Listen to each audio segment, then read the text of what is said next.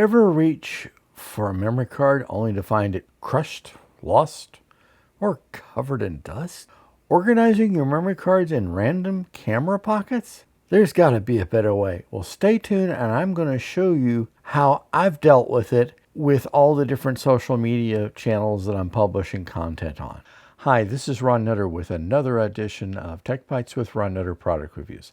Today we're looking at the K&F CONCEPT 12-slot memory card case and 3 things you need to know about it. Spoiler alert, this is something that has made a change in my workflow and it's actually made things easier on. We'll explain more later.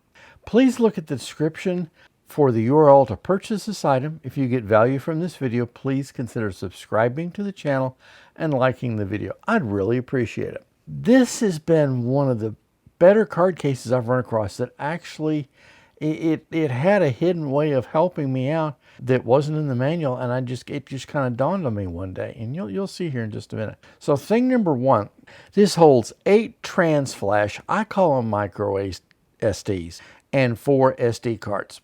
Thing number 2, the snap enclosure design paired with a dustproof silicone seal effectively blocks the moisture, dust, debris, anything that can wreak havoc with your SD cards, short of a magnet, of course. Thing number 3, using, and this is where the workflow has been a big help to me, using just half the slots in the case, I keep track of the card usage and make sure that the usage of the cards is evenly balanced. So what I'll do is put 2 cards in the upper hand part of the case, and that's where there's the gasket is not there, it's on the other side.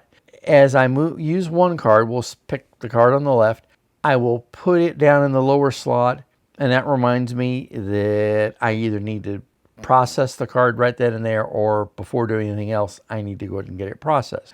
Then with the next card, I will go ahead and use it, move it down there. So I know at this point, both cards have been used, one time each, and then as I start getting ready to do it, I'll move both cards back up to the top, or you could just leave them both in the bottom and then move them one as you do it and just repeat the process. I think you see where this is going to go, and it's just a process that becomes very transparent.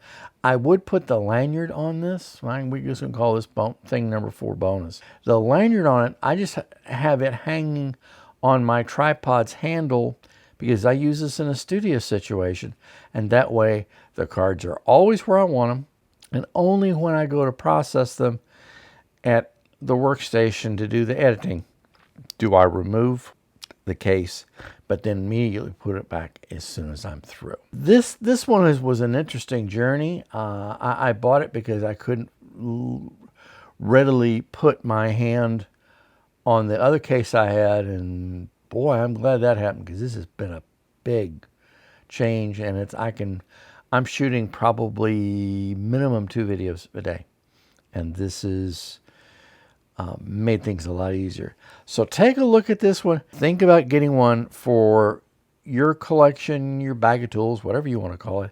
If you get value from this video, please consider subscribing to the channel and liking the video. Please look in the description for the URL to purchase this item for you. Thanks for watching, and we'll see you in the next video.